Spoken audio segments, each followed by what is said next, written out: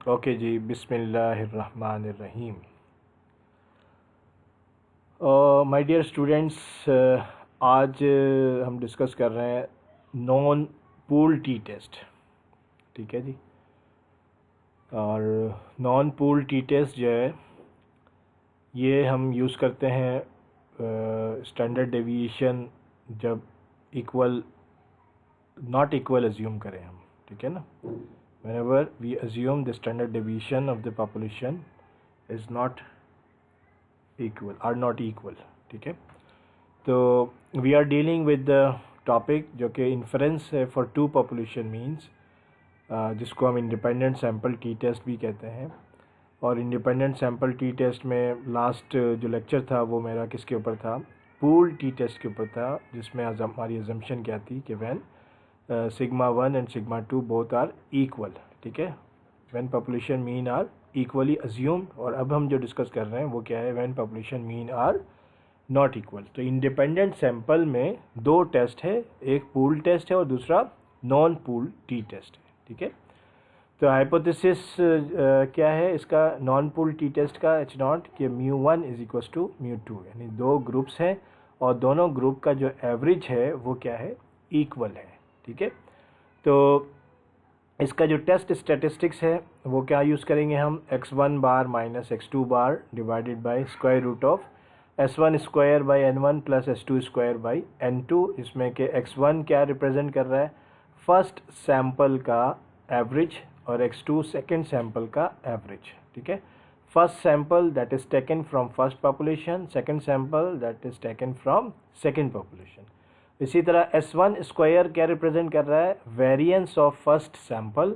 N1 क्या है? First sample का साइज। S2 स्क्वायर क्या रिप्रेजेंट कर रहा है? Variance of second sample. और N2 क्या रिप्रेजेंट कर रहा है? Sample size of second sample, size of second sample. We call this hypothesis testing procedure the non pool T test. ठीक है ना। और क्या कहते हैं इसको? The non pool T test is also known as the two sample T test. ठीक है, with equal variance not assume.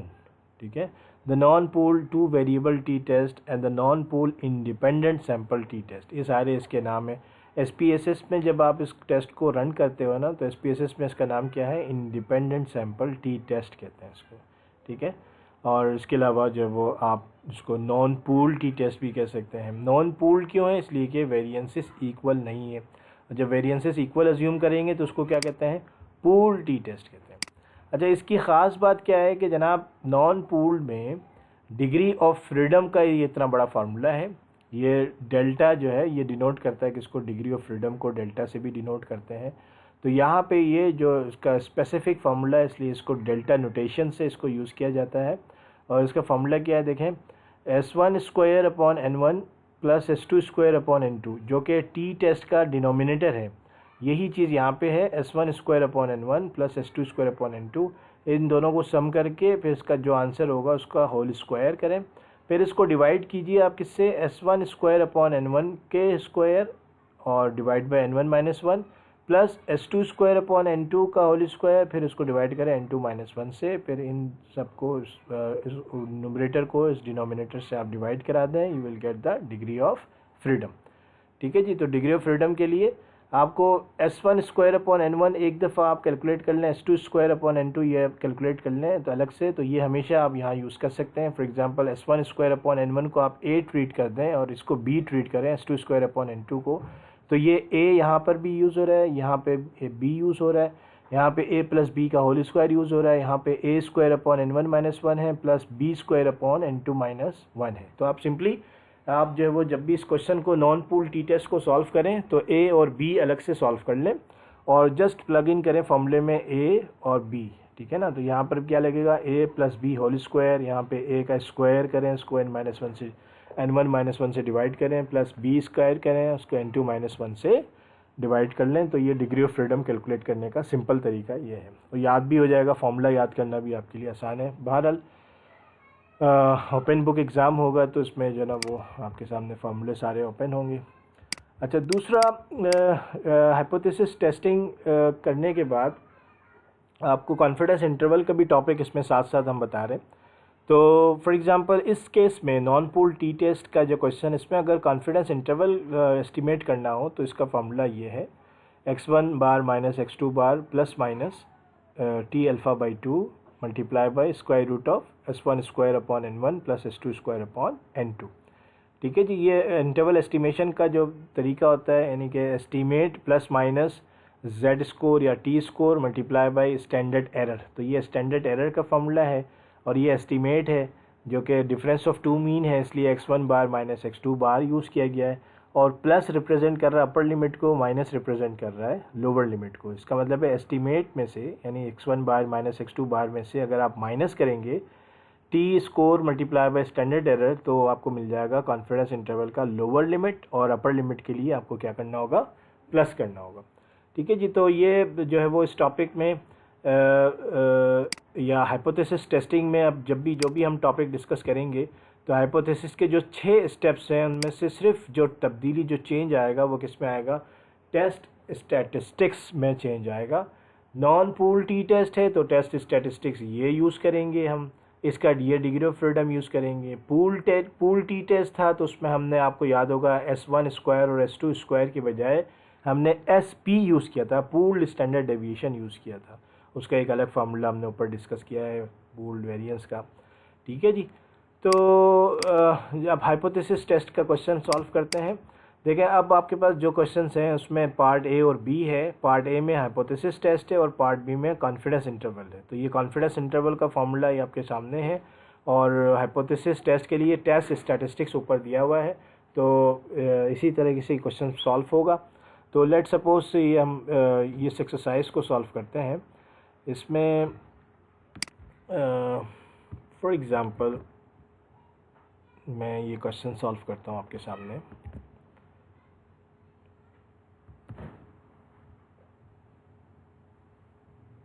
Okay ji, requirement देखें सबसे पहले क्या क्या क्वेश्चन में गिवन है। A manufacturer claims that the average tensile strength of thread A exceeds the average tensile strength of thread B by at least 12 kg। इसका मतलब है एक्सीड का हाइपोथेसिस है कि थ्रेड A जो है वो थ्रेड B से एक्सीड कर रहा है, कितने से, 12 kg से एक्सीड कर रहा है। ठीक है जी, तो ये क्लेम है, और क्लेम आपको पता है हमेशा कि क्लेम H1 होता है, और H0 जो कि नल हाइपोथेसिस है वो क्या है, H0 क्या होगा, H0 ये होगा कि एवरेज टेंसाइल स्ट्रेंथ जो है वो, मैं इसको इस तरीके से लिख लेता हूँ कि H1 पहले मैं लिख लेता हूँ। ठीक है जी, H1 क्या है, ये मेरे पास H1 है कि average tensile strength of thread A exceeds the average tensile strength of thread B bye at least 12 kg। ठीक है, और अगर मैं इसका नल हाइपोथेसिस बनाऊं तो बच्चों क्या नल इसका बनेगा, इसका नल क्या बनेगा, average tensile strength of thread A and average tensile strength of thread B में कोई डिफरेंस नहीं है। ठीक है, हमेशा नल स्टेटमेंट होगी, तो there is no difference in the, क्या है, average tensile strength of thread A and, ठीक है, and the average tensile strength of thread B. तो ये हमारे पास क्या है, नल स्टेटमेंट है कि कोई डिफरेंस नहीं है, और अल्टरनेटिव क्या है, तो डिफरेंस मौजूद है। अल्टरनेटिव क्या है, डिफरेंस मौजूद है। इस बात को अगर मैं नोटेशन की फॉर्म में लिखूं तो नोटेशन क्या, किस तरह लिखा जाएगा कि μ1 इज़ इक्वल्स टू μ2। ठीक है, और क्या कह सकते हैं हम, और कह सकते हैं μ1 माइनस μ2 जो है वो क्या है, इक्वल्स टू 0 है, यानी कोई डिफरेंस नहीं है।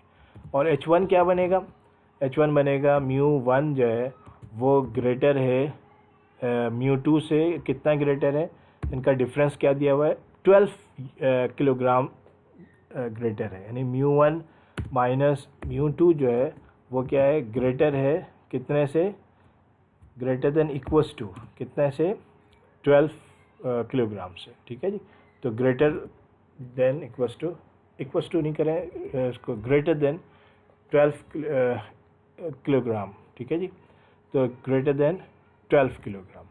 तो डिफरेंस क्या है, इनका जो डिफरेंस है वो 12 किलोग्राम से ज़्यादा है। ठीक है, तो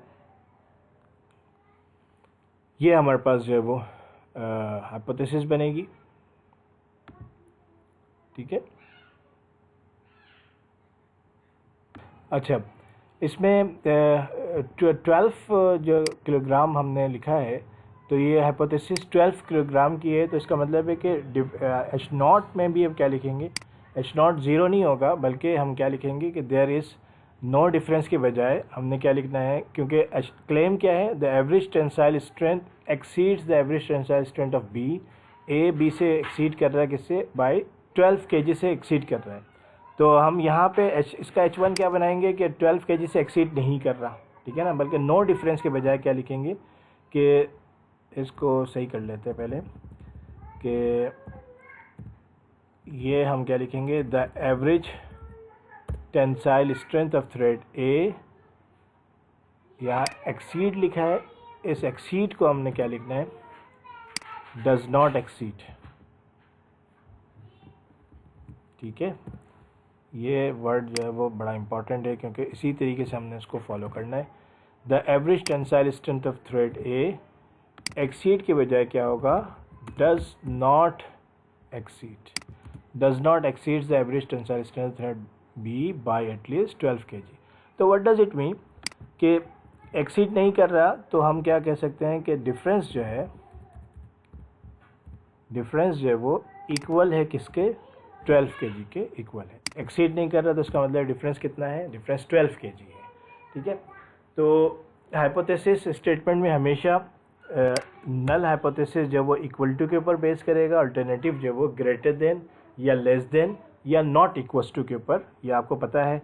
ठीक है ना, तो ये डिफरेंस की हाइपोथेसिस है, और डिफरेंस में जो है वो कितने का डिफरेंस है, कि एक क्लेम क्या है, 12 से ज़्यादा का है। ठीक है ना, एक्सीड्स कर रहा है 12 से, तो इसका मतलब है डिफरेंस जो वो ग्रेटर देन 12 है, और इसका नल क्या बनेगा, इक्वल्स टू 12 है। ठीक है, तो डज नॉट एक्सीड से क्या मुराद है, हमेशा अल्टरनेट नल हाइपोथेसिस हमेशा आपको सिंपल बनाना है। तो सिंपल से क्या मुराद है कि इक्वल्स टू, सिंपल का मतलब क्या है, इक्वल टू का साइन यूज़ करना है। तो इक्वल टू के आगे क्या यूज़ करना है, वो जो क्वेश्चन में क्लेम में गिवन है, क्लेम में क्या है, 12 से एक्सीड कर रहा है, तो इसका मतलब है कि इसका नल क्या बनेगा, इक्वल्स टू 12 बनेगा। तो एक चीज़ तो ये क्लियर हो गई कि सबसे पहला स्टेप क्या होता है, हाइपोथेसिस डिफाइन करना होता है। ये हमने हाइपोथेसिस डिफाइन किया। नेक्स्ट स्टेप में क्या करते हैं हम, ये स्टेप नंबर 1 है, और स्टेप नंबर 2 में क्या करते हैं बच्चों, स्टेप 2 में हमने लेवल ऑफ सिग्निफिकेंस डिसाइड करना होता है। लेवल ऑफ सिग्निफिकेंस, ठीक है, अल्फ़ा जिसको कहते हैं, level of significance alpha. Alpha की वैल्यू कितनी गिवन है, ये क्वेश्चन में गिवन होती है। अगर नहीं गिवन तो फिर हम अज्यूम करते हैं 0.05। देखें, test the manufacturers claim using 0.05 level of significance, तो ये क्वेश्चन में गिवन है लेवल ऑफ सिग्निफिकेंस 0.05।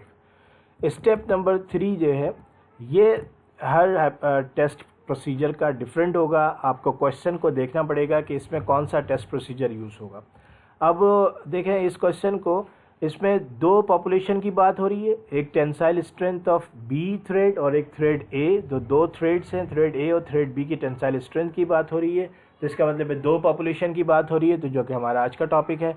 और दूसरी बात क्या हो रही है, टेस्ट जो करना है उसमें अजम्पशन क्या है, उन्होंने बताई population variances are not equal. इसका मतलब है दोनों पॉपुलेशन वेरिएंसेस इक्वल नहीं है।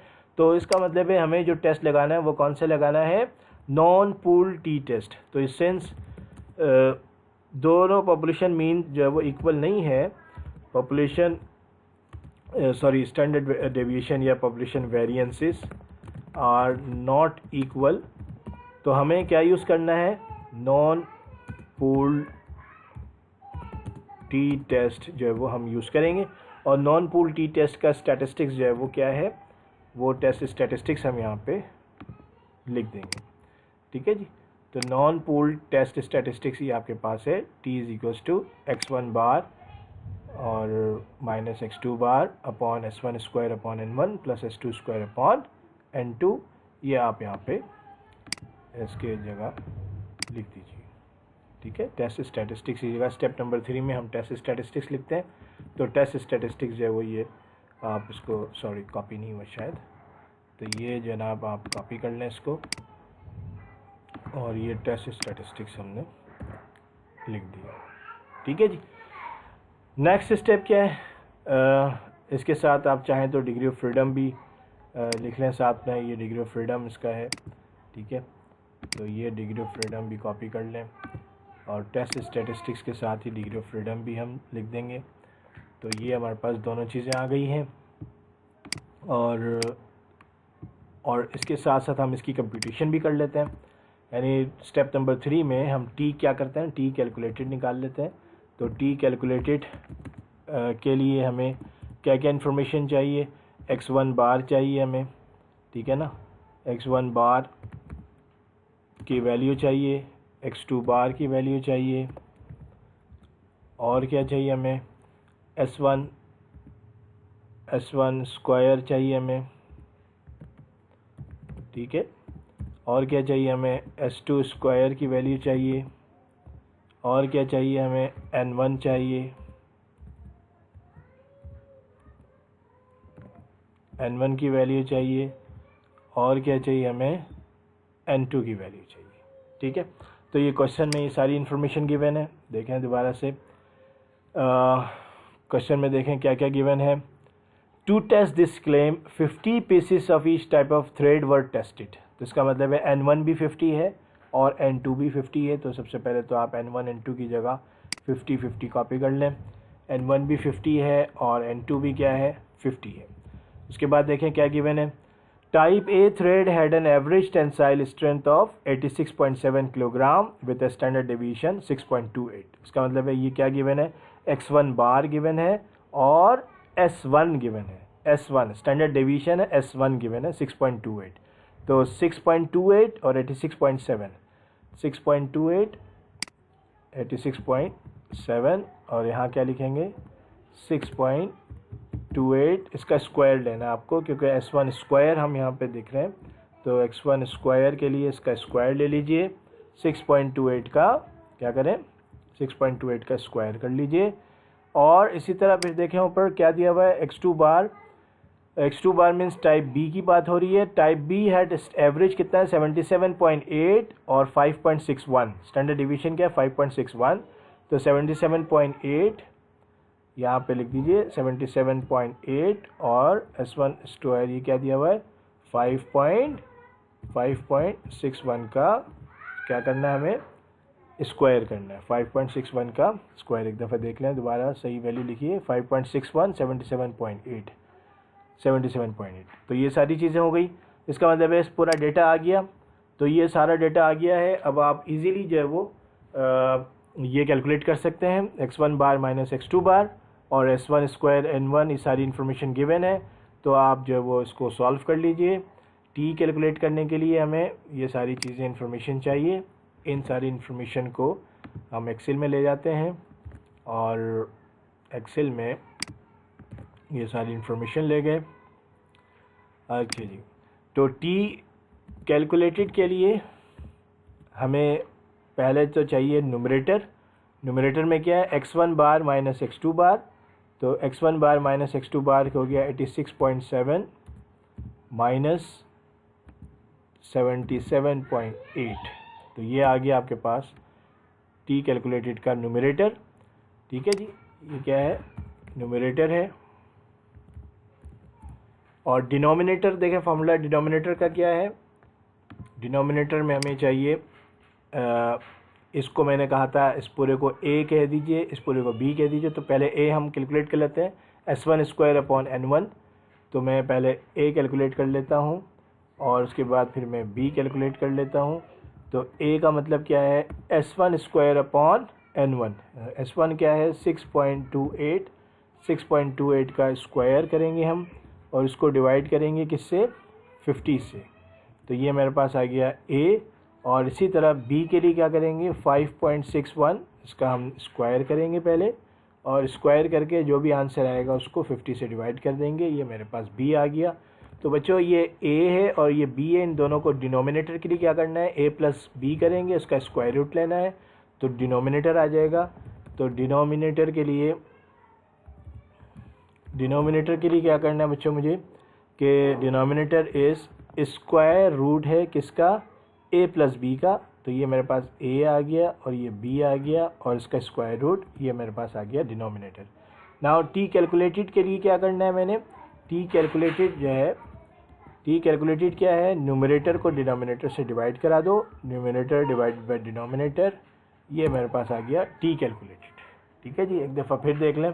t कैलकुलेटेड के लिए x1 बार माइनस x2 बार, तो x1 बार है 86.7 और x2 बार है 77.8, इसको दोनों को माइनस किया, हमारे पास न्यूमरेटर आ गया 8.9। और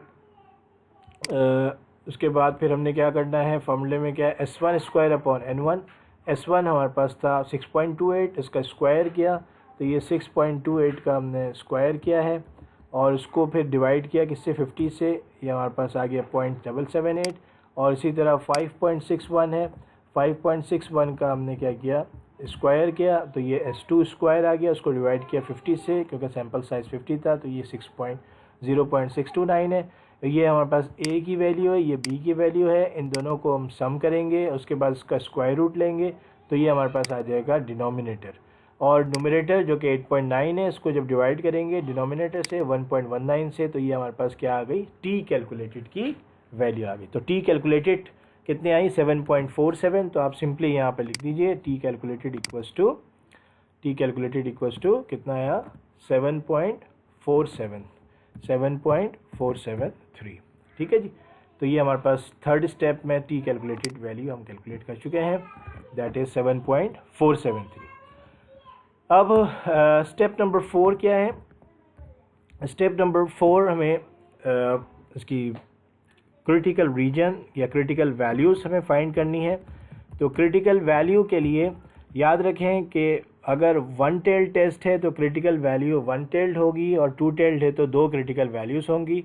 इस वक्त हमारे पास वन टेल्ड है और वन टेल्ड भी कौन सा है, ये इसको क्या कहेंगे हम, ग्रेटर है, तो इसका मतलब है इसको क्या कहेंगे, राइट साइड या राइट टेल्ड टेस्ट है।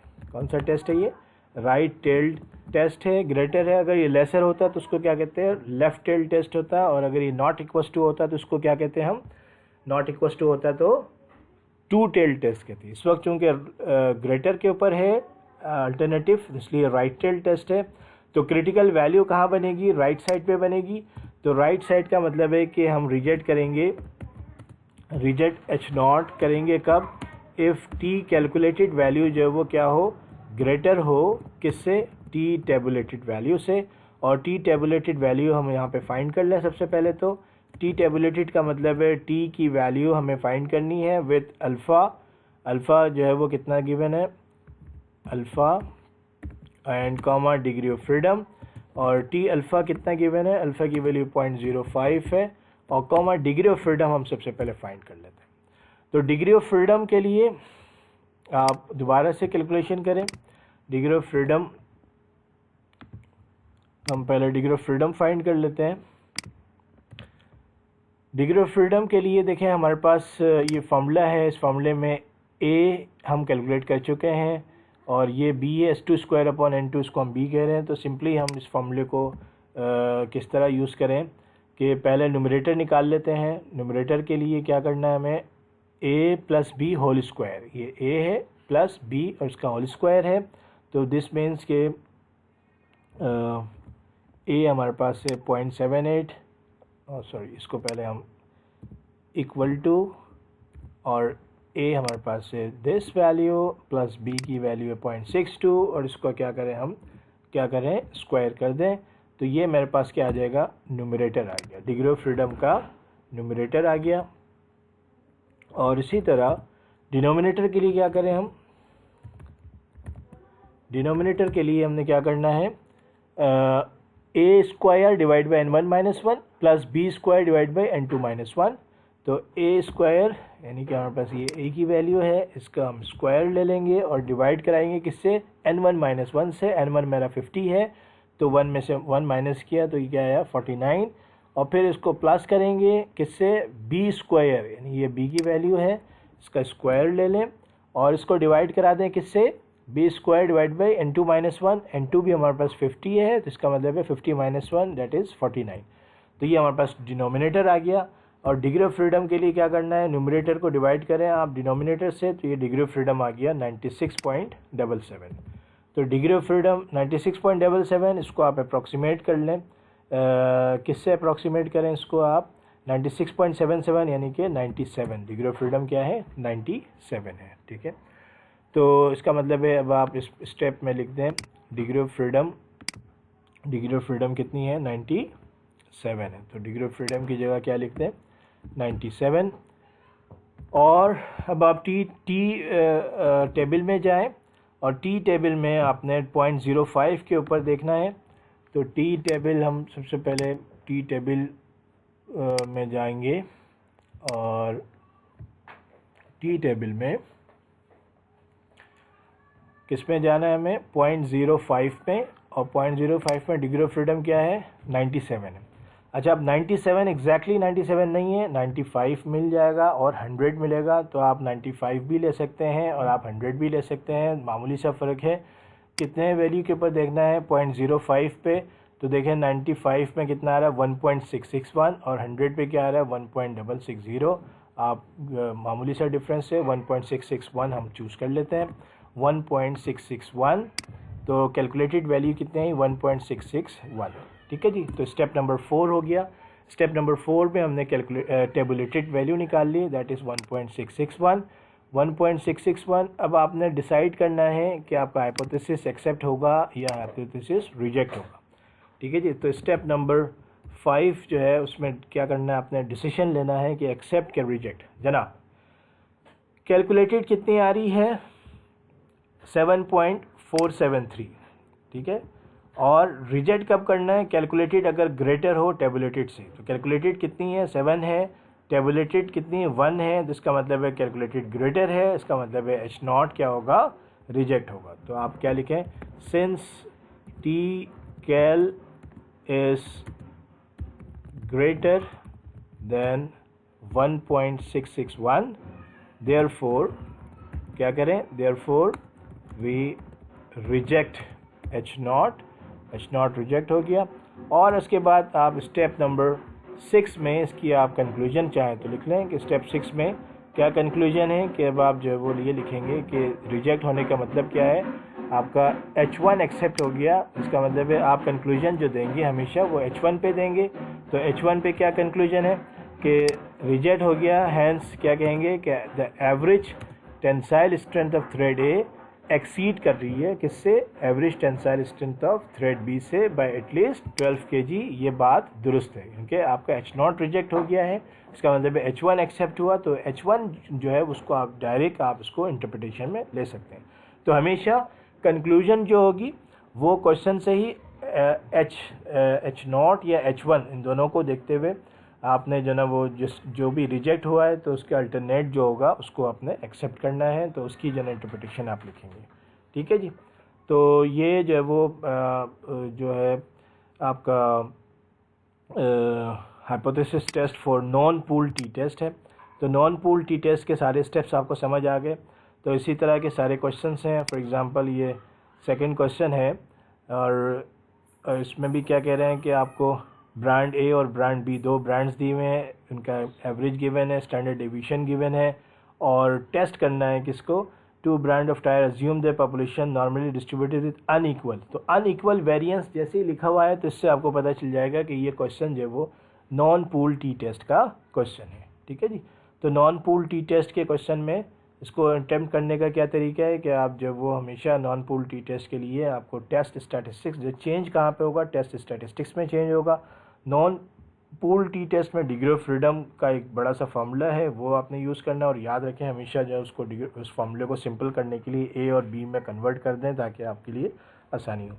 अच्छा, इसमें एक और काम है, 95% कॉन्फिडेंस इंटरवल है। तो ये फार्मूला आपके पास गिवन है। इसमें x1 बार x2 बार जो ये आपको गिवन है, S1 और N1 ये ए और बी की फॉर्म में आपको मैंने बता दिया था।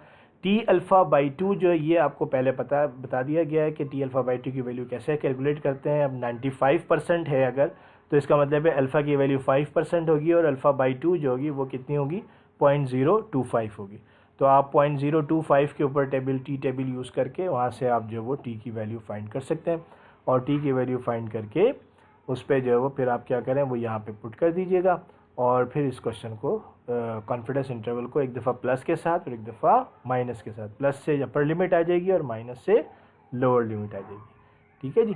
तो ये जैसे ये difference x1 bar minus x2 बार जो है वो अभी हमने जैसे कैलकुलेट किया था, तो ये डिफरेंस आ गया x1 माइनस x2, ये कितना है 86 माइनस 77, ये डिफरेंस आ रहा है 8.9 का। तो एक तो ये यूज़ होगा 8.9 और दूसरा इस फॉर्मूले में क्या यूज़ हो रहा है s1 square upon n1 plus s2 square upon n2 का स्क्वायर रूट है। तो ये स्क्वायर रूट हमने यहाँ यूज़ किया है, ये रहा square root of a plus B, sorry ये जो है वो ए हम कैलकुलेट कर चुके हैं s1 स्क्वायर अपॉन n1, ठीक है ना। और इसी तरह प्लस बी हम कैलकुलेट कर चुके हैं s2 स्क्वायर अपॉन n2, ये बिल्कुल ए और बी कैलकुलेट हो गया। और ये डिनोमिनेटर ये square root of A plus B, ठीक है ना। तो ये फॉर्मूला ये यानी कि आपका 8.9 डिफरेंस आ गया और ये स्टैंडर्ड एरर आ गया 1.19। तो कॉन्फिडेंस इंटरवल के लिए क्या करना है, इस नंबर को प्लस माइनस करना है इस नंबर के साथ, लेकिन इस नंबर को पहले आपने टी अल्फ़ा बाई 2 से मल्टीप्लाई भी करना है। तो टी अल्फ़ा बाई 2 जो कि टेबल से आएगा, तो टेबल आपने देखना है टी अल्फ़ा बाई 2 के लिए और कितना डिग्री ऑफ फ्रीडम है। फॉर एग्जांपल यहाँ पे इस केस में इस क्वेश्चन में जैसे टी अल्फ़ा बाई 2 जो कैलकुलेट करना है, ठीक है ना। इसमें क्वेश्चन कहाँ पर है, क्वेश्चन ये है। तो इसमें T alpha by 2 for example ये 95% है, तो अल्फ़ा की वैल्यू कितनी है 0.05 के ऊपर। तो 0.05 अल्फ़ा है, तो अल्फ़ा बाई 2 क्या होगा 0.025। तो टी अल्फ़ा बाई 2 मीन्स 0.025 के ऊपर। और डिग्री ऑफ फ्रीडम कितना है वो अभी हम कैलकुलेट कर चुके हैं 97। तो टी टेबल में 0.025 के ऊपर 97 डिग्री ऑफ फ्रीडम आपने देखना है। तो ये जैसे आपका टी टेबल है 0.025, देखें ये 0.025 ये रहा, और 95 के ऊपर देख लीजिए ये कितना आ रहा है 1.985। तो ये कॉन्फिडेंस इंटरवल जब आप एस्टीमेट करोगे तो टी अल्फ़ा बाई 2 की जगह क्या रिप्लेस करोगे 1.985। तो 1.985 के ऊपर और डिफरेंस आपके पास ये है 8.9 और स्टैंडर्ड डेविएशन स्टैंडर्ड एरर जो वो कितना है 1.19। तो 8.9 प्लस माइनस 1 कितना था 985 times 1.19, you will get the confidence interval 95%। Upper limit lower limit दोनों कैलकुलेट कर लोगे, ठीक है जी। तो ये जो है वो पूल टी टेस्ट जो है वो इस तरीके से हम सॉल्व करते हैं।